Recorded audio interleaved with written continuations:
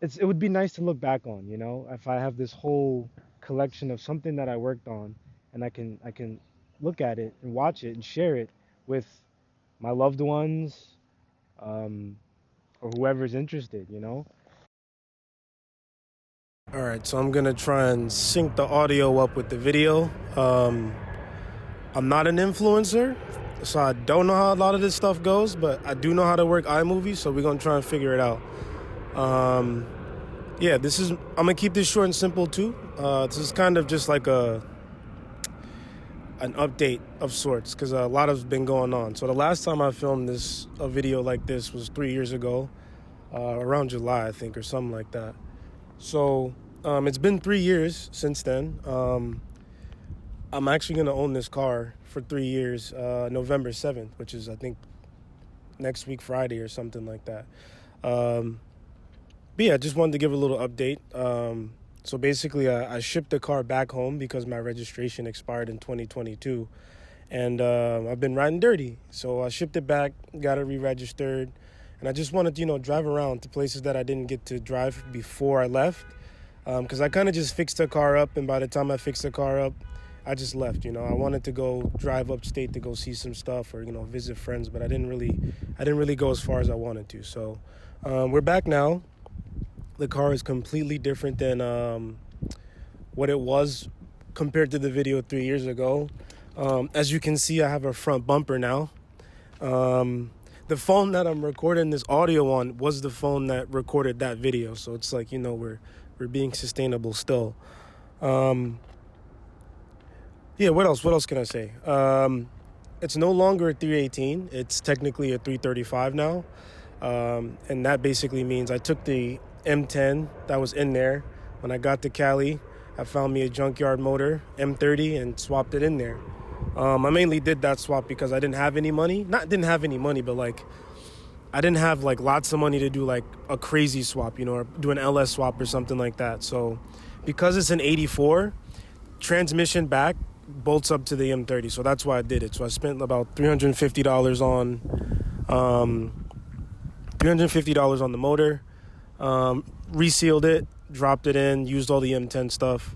We'll probably do maybe a walk around or a build breakdown, but I want to keep this video kind of short, none too crazy. I just want to go over like the major things that happened. So yeah, I moved to California August of 2021. I've been there ever since. I found the job working at Lucid. Then I worked at Rivian for a little bit, and then now I'm back at Lucid as an engineer. So it's like I went out there with no plan. I just went out there with 10 bands and no plan, and I made it work, And along the way, I met crazy cool people who are way more knowledgeable on these cars than I am. California is the place for cars. Like just even driving, like getting to this spot, the car's lowered now, like even lower than before. Just getting to this spot was like, New York is not for lowered cars, bro, like at all. So, and I knew that, but California roads, y'all got it. Y'all got it. I'm all over the place. I didn't have a script or anything like that. Anyway,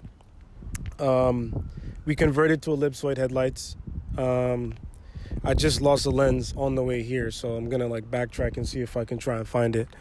Other than that, we put the new engine in. We got front bumper. We got a rear bumper now. We got a Momo racing seat. I swapped the interior a little bit to my favorite material, which is houndstooth. Blue houndstooth because I'm a big blue guy. Our driver fender is still not painted. I don't know if it ever will be.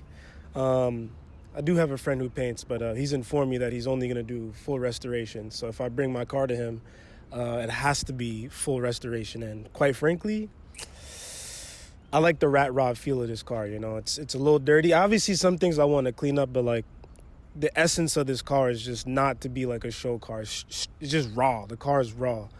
But I'll make it look nice where I can. One of my favorite pieces here, the Borbetskis. Big Borbet guy. I've always wanted these. That's a lie. Once I found out what these were, I made it a mission to acquire as many as I can. So I think I have close to like 8 sets of these, or 7 or 8 sets of these.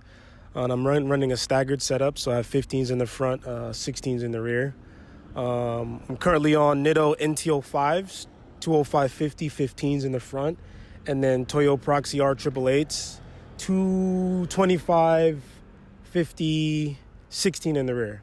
I'm trying to go off the brain rather than go over there and look at it. I've put a couple miles on it, a couple thousand maybe. I've been to Sacramento in this car. I've been to Elk Grove in this car. I want to say since the build's done, I probably put close to I want to say maybe 10,000 miles on it. I don't know. That's a little much, but I'm gonna say 10,000. But yeah, it's just good to be back in the city with the car where it all started from, basically. Sounds like something back there and there. Yeah, it just feels good to be back and drive the car.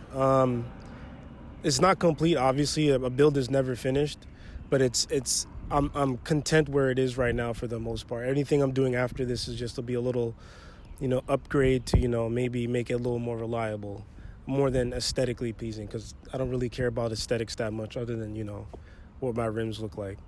I just acquired some Euro bumpers for the front, so I'll be sandblasting those, having them getting painted, and then converting this to Euro bumper. I do have a BBS wing, because right now it's a IS wing. I have a BBS wing that I'm going to get body worked and shaped on there. And I'm thinking if I can get the 320 IS from a E21 to fit on this front valence part, I might put that there because it gives it lower ground effects. I also have a Ford Taurus side skirt, 2 sets. So I'm probably going to try and work that in here because I want the car to look lower without actually being lower so I can raise it, because I've actually broke an oil pan on this car. I don't know how, because I don't remember hitting it on anything, but I lost an oil pan.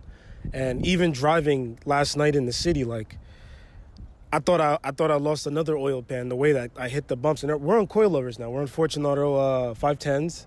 I got 10K in the front. No, I got 9K in the front, 10K in the rear.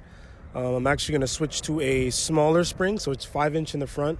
I think I'm going to go to 4-inch in the front because I'm currently running a 20 mil spacer to get it away from the spring perch and all that.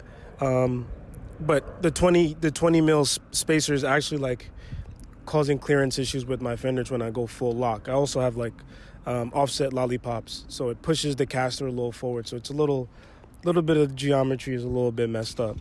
I didn't know black people live back here. That's crazy. But yeah, so I'm going to do a lot more adjustments and stuff to dial it in. You know what I mean? I did not expect someone to walk out that gate. For the passenger seat, I have a Recaro that my friend gave me, so I might use that. Oh, we might have to cut the audio. What's up, my guy?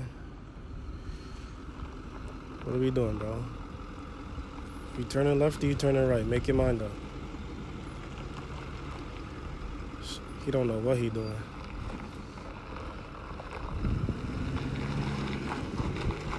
Yeah, dead ass, bro. Behind this camera's a dead end, bro. To the right's a dead end, and the road's to the left. And it literally says "Do not enter." Man's just made a left turn into a "Do not enter" sign. Anyway, yeah, I don't know. It's I made some fake star text for it, but I can't pass inspection with tinted lenses, so that kind of led to why this fell off, because I had to peel the yellow tint off, which now that I see it clear, I kind of like to clear a little better, I'm not going to lie to you. So probably going to get another set of ellipsoids, some clear turn signals. Well, I'm going Euro bumper, so we'll figure all that bumper stuff out, but I do want it to be paint matched to a certain extent. I do plan on putting an LSD. Right now I'm building a small case 345. Because a 325 I think is not as aggressive. Right now it's a 391 and this shit's a motherfucking rocket, dog. It's crazy fast. It feels crazy fast. I've been in faster cars. Anyway. So I do want to do a 345 to stretch out the torque band a little bit. Because right now I think in fifth gear going 80 miles an hour, I'm at 5K. So I kind of want to bring that down to 4 or like 3.5. So we'll build the 345, throw it in there, see what the revs are at. If it's too high, then I'll go down to 325, which I also have. So, yeah, it's still Otis. I've come a long way. It's I would have never imagined to like not finish, but build this car to where it is now and then come back here. Like, I've also bought 2 more cars, so like it's just a whole like, I'm saying like a lot, but it's been a journey and not one that I've could have like foreshadowed for myself. Like, if you would have told me in 2021 that I would have completed this swap and like, done all the car stuff that I am doing or have done, I don't know if I would have believed you. Or even like as an 18-year-old, like saying that I've owned this car. I probably said this before, but like being in car culture is like, it's always been an ambition of mine, but like to see it come to fruition is just, it's kind of surreal. And I know that sounds head ass, but like,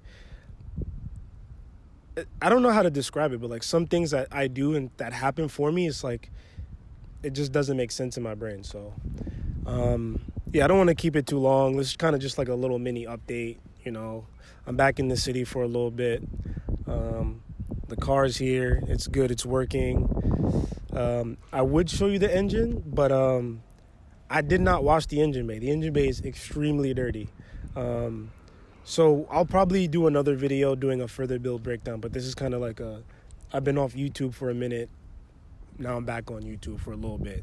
But yeah, hopefully this recorded everything, because the sun is beaming on my iPhone and I know these shits overheat.